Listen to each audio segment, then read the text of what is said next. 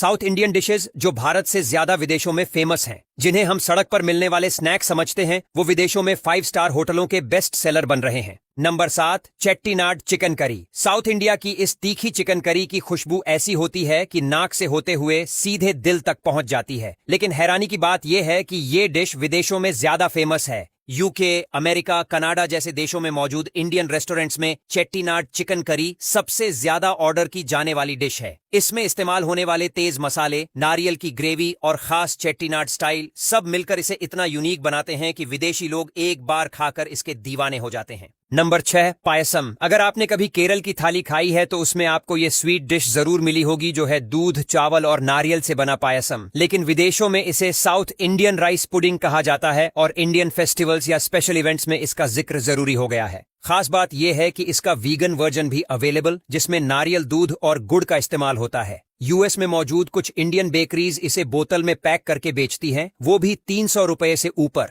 मतलब जो मिठास हमें मंदिरों में मिलती है वो विदेश में एक लग्जरी डेजर्ट बन चुकी है। नंबर 5, रसम।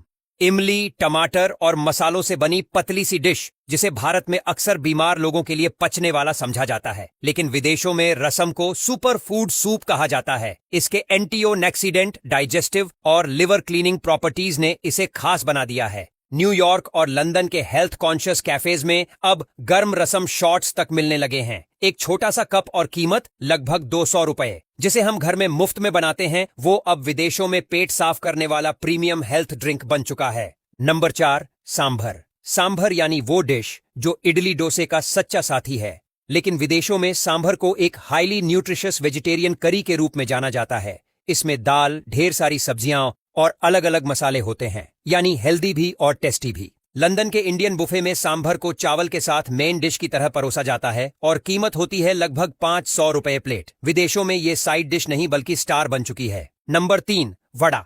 मेदू वड़ा, जो गोल और कुरकुरा होता है, बाहर से देखो तो डोनट जैसा लगता है। शायद इसी वजह से विदेशों में इसे साउथ इंडियन डोनट कहा जाता है। लेकिन फर्क ये है कि ये मीठा नहीं, तीखा होता है।